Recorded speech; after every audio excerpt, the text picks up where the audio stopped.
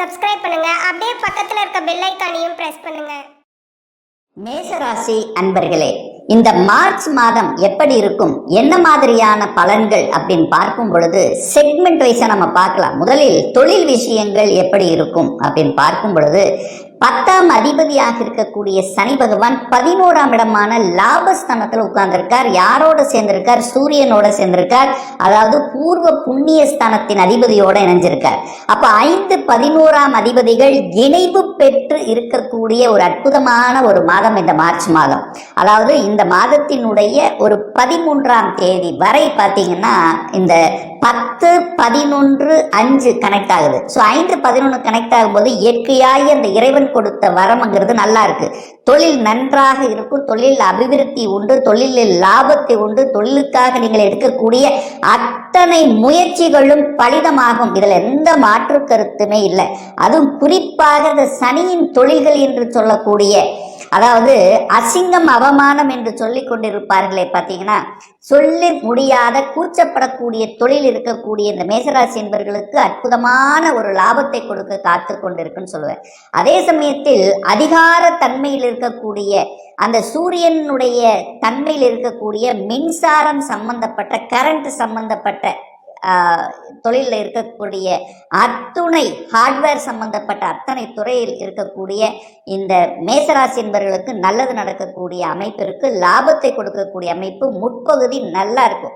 இந்த 14ஆம் தேதி என்று சூரிய பகவான் எங்க போயிருக்கார்? 12ல போய் மறைய போகிறார். 5க்குரியவன் பூர்வ புண்ணிய ஸ்தானத்தின் அதிபதியாக இருக்கக்கூடிய சூரியன் போய் 12ல் மறைகிறார். ஸோ அப்போ என்ன, அரசு சார்ந்த விஷயத்துல கவனமாக இருக்கணும். அரசு விரோதம் போக்கை கடைபிடிக்க கூடாது. ஸோ அரசினுடைய ஒப்பந்தம் சார்ந்த விஷயத்திலும் கரெக்டா இருக்கணும். ஸோ இந்த மாதிரியான விஷயங்கள் சூரியன் போய் 12ல் மறைகிறது. அதே போல இந்த மாதத்தினுடைய இறுதியில் சனி பகவானும் போய் என்ன 12ஆம் இடத்துல போய் மறையிறார். அப்போ உங்களுக்கு 7.5 சனி ஸ்டார்ட் ஆகுது இந்த மேஷராசி அன்பர்களுக்கு.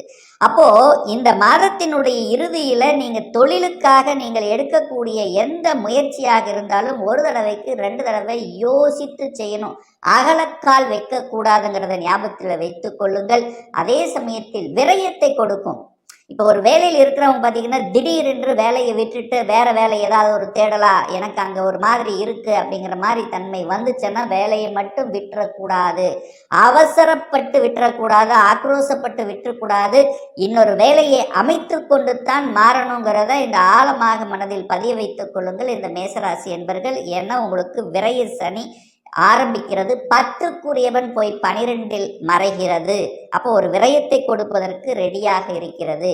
ஒரு சிலர் பார்த்தீங்கன்னா முதலீடுகள் சார்ந்த விஷயங்கள் நல்லா இருக்கும். இப்போ தொழிலுக்காக அல்லது வெளிநாட்டுக்கு போற அந்த வெளிநாட்டு தொழில் உங்களுக்கு அமையுது, ஏற்றுமதி இறக்குமதி சார்ந்த துறையில் அமையுது அப்படின்னா நிச்சயம் அமையும். ஏன்னா 10க்குரியவன் 12ல தான்.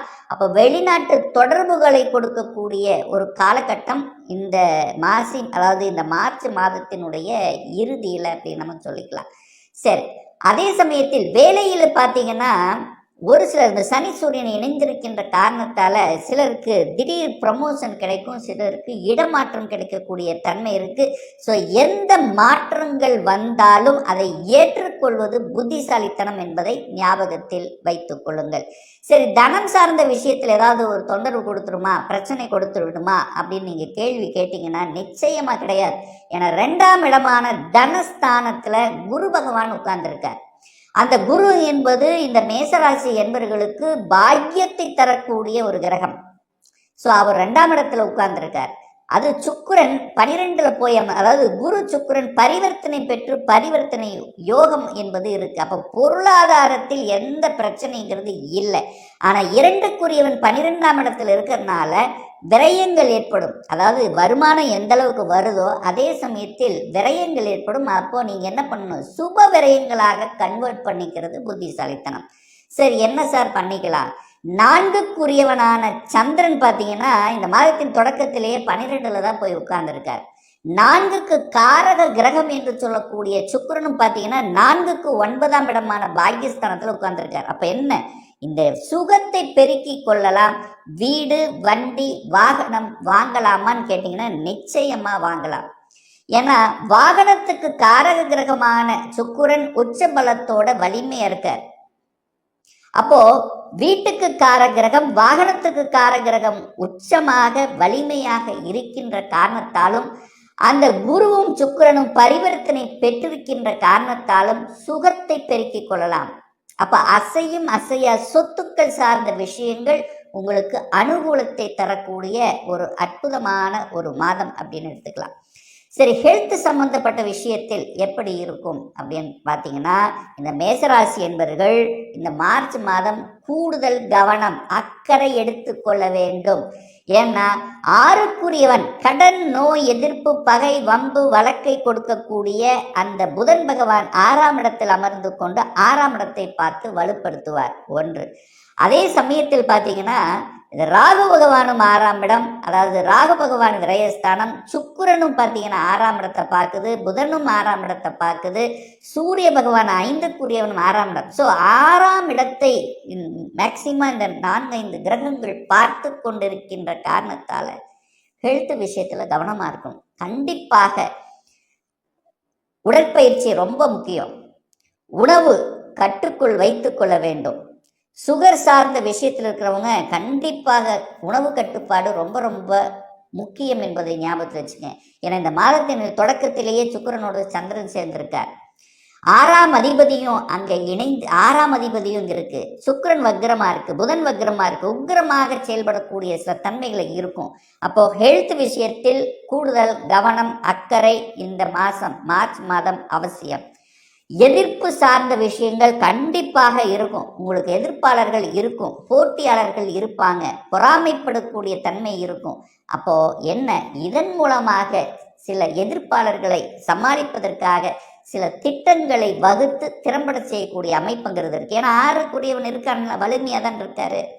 அப்போ 6க்குரியவன் அந்த இடத்துல நீச்சமாக இருந்தாலும் நீச்ச பங்கமாக மாறி ஏதோ ஒரு வகையில உங்களுக்கு எதிர்ப்பு இருக்கும், போட்டி இருக்கும், பொறாமை இருக்கும், அதை சமாளிக்கக்கூடிய தன்மை இருக்கிறது அப்படிங்கிறத ஞாபகம் வச்சுக்கோங்க.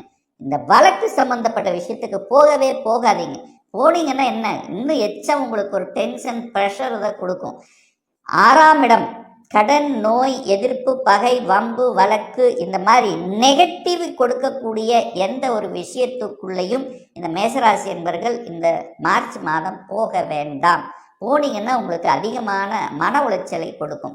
சரி, குழந்தைகளுடைய படிப்பு சார்ந்த விஷயங்கள் எப்படி இருக்கு அப்படின்னு பார்த்தீங்கன்னா, குரு பகவான் 2ஆம் இடத்துல தான் உட்கார்ந்துருக்கார், நல்ல தன்மையில் இருக்கார். சுக்கிரனும் நீச்சமாக இருந்தாலும் நீச்ச பங்கமாக இருக்கு. அப்போ படிப்புக்கு காரக கிரகங்கள் நன்றாக இருக்கிறது, அதுல எந்த இல்லை. என்ன கொஞ்சம் அலைச்சல் திருச்சல் டென்ஷன் இருக்கும், கொஞ்சம் தூக்கம் கெட்டு படிக்கக்கூடிய தன்மை. ஏன்னா 6க்குரியவன் 12ல் போய் அமருகின்ற காரணத்தாலும் விரயஸ்தானத்தில் இருக்கிறனாலையும் 5க்குரியவனும் போய் 12ல் இருக்கிறனால கொஞ்சம் டென்ஷன் ப்ரெஷராக இருக்கும். நல்ல படிக்கக்கூடிய அமைப்புங்கிறது இருக்கிறது. இந்த மார்ச் மாதம் 15க்கு அப்புறம் மட்டும் 5க்குரியவன் 12ல் போய் மறையிறதுனால கொஞ்சம் ஹெல்த் சம்பந்தப்பட்ட விஷயத்திலும் குழந்தைகளுடைய மற்ற விஷயத்திலும் கொஞ்சம் கவனித்து எடுத்துக்கொள்ளணுங்கிறத ஞாபகத்தில் வைத்துக் கொள்ளுங்கள். திருமணம் சார்ந்த சுப காரியங்கள் இனிதே நடக்குமா அப்படின்னு பார்த்தீங்கன்னா, கலத்திரக்காரகன் என்று சொல்லக்கூடிய அந்த 7க்குரிய திருமணஸ்தானத்தின் அதிபதியாக இருக்கக்கூடிய அந்த சுக்கிரன் 12ல் போய் மறைஞ்சிருக்கார். மறைஞ்சிருந்தாலும் என்ன பண்றார் அப்படின்னா, உச்ச பலத்தோட வலிமையா இருக்கார், 5ஆம் அதிபதியோட இணைந்திருக்கிறார். அப்போ குரு 2ஆம் இடத்துல இருக்கார். அப்போ என்ன, திருமணம் திடீர் என்று நடக்கக்கூடிய சந்தர்ப்பங்களை உங்களுக்கு உருவாக்கும். ஏன்னா மறைஞ்சு இருக்கார்லவா, மறைந்து இருந்து உங்களுக்கு சில விஷயங்கள் உங்களுக்கு ஞானோதயத்தை கொடுத்து கொண்டு, என்னப்பா திருமணம் பார்த்தோம், வரன் அமையிற மாதிரி இருந்தது, அமையல, பார்த்துட்டு போனாங்க, ரெஸ்பான்ஸ் இல்லை, இந்த மாதிரியான இருக்கக்கூடியவர்கள் திடீர் என்று ரெஸ்பான்ஸ் கொடுக்கக்கூடிய தன்மையும் இந்த மாதம் உங்களுக்கு சிறப்புத்தான் பெறும். சுப காரியங்கள் இனிதே நடக்கக்கூடிய அமைப்பு இருக்கு. ஏன்னா குரு 8ஆம் இடத்தை பார்க்கிறார், அதிர்ஷ்ட ஸ்தானத்தை பார்க்கிறார் அல்லவா. அப்போ 7க்கு தனக்கு 2ஆம் இடத்தை பார்க்கறதுனால மனைவியின் மூலமாக வருமானங்கள் வரக்கூடிய வாய்ப்புகளும் இருக்கு. இது வரைக்கும் ஒரு வேலைக்கே போகல அல்லது வேலை கிடைக்கல அப்படின்னு இருக்கிறவங்க, இதுல இருந்து மனைவியினுடைய சொத்துக்கள் ஏதாவது ஒரு ரூபத்தில் மனைவியின் மூலமாக நல்லவைகள் நடக்கக்கூடிய ஒரு அற்புதமான ஒரு காலகட்டம் அப்படின்னு சொல்லுவேன். ஸோ இதுவரைக்கும் அந்த சனி பகவான் உங்களுடைய ராசியை பார்த்து கொண்டு கொஞ்சம் ஒரு பிடிவாத குணம், ஒரு மந்தத்தன்மை, ஒரு டல்னஸ் இருந்து கொண்டிருந்த மேசராசி என்பர்கள் இந்த மாதத்தினுடைய இறுதியில் அந்த டல்னஸ், அந்த சோம்பேறித்தனம் அப்படிங்கிற தன்மை முற்றிலும் அறவே ஒழித்து விட்டு நீங்கள் என்ன ஆகணும் அப்படின்னு நினைத்துக்கொண்டு, அதாவது சுறுசுறுப்பாக இயங்கக்கூடிய தன்மைங்கிறது இந்த மாதத்தினுடைய இறுதியில் இருக்கு. ஏன்னா உங்க ராசி அதிபதியும் 3ஆம் இடத்துல இருக்கார், முயற்சி ஸ்தானத்தில் இருக்கார். ஸோ முயற்சி எந்த அளவுக்கு போடுகிறீர்களோ அந்த அளவுக்கு உங்களுக்கு வெற்றி கிடைக்குங்கிறத அமைப்பு. 12ஆம் இடத்துல ராகு இருக்கிறதுனால வெளிநாட்டு சம்பந்தப்பட்ட, அதாவது தங்களுடைய ஊரை விட்டு வெளியே நகரக்கூடிய அமைப்பு, நகருதல் அப்படிங்கிற அமைப்புங்கிறது உங்களுக்கு இருக்கு. தூக்கத்தை கெடும், தூக்கம் கெடும். தூக்கம் கெடுதல்னா என்ன? அப்போ அந்த அளவுக்கு உழைக்க போறீர்கள் அப்படின்னு அர்த்தம். அதே சமயத்தில் வெளிநாட்டுக்கு சென்று வரக்கூடிய பாக்கியங்கள், யோகங்கள் என்பது இந்த காலகட்டம் உங்களுக்கு சிறப்பு பெறும்ங்கிறதுல எந்தவித மாற்று கருத்தும் கிடையாது. ஒரு நல்ல தெய்வ வழிபாடு அப்படின்னு எடுத்துக்கொண்டால் குல தெய்வத்தை கெட்டியாக பிடித்து கொள்ளுங்கள் இந்த மாதம். ஏன்னா 5ஆம் அதிபதி போய் 12இல் மறைகின்ற காரணத்தாலும் உங்க ராசி அதிபதியாக இருக்கக்கூடிய செவ்வாய் பகவான் 3ஆம் இடத்தில் இருக்கிறதுனால செவ்வாய்க்கிழமை தோறும் முருகப்பெருமானை வழிபடுவதும் உங்களுக்கு நல்ல தன்மையை, அதாவது என்ன, ஒரு நல்ல தைரியத்தோடு செயல்படக்கூடிய தன்மையை உருவாக்கும்.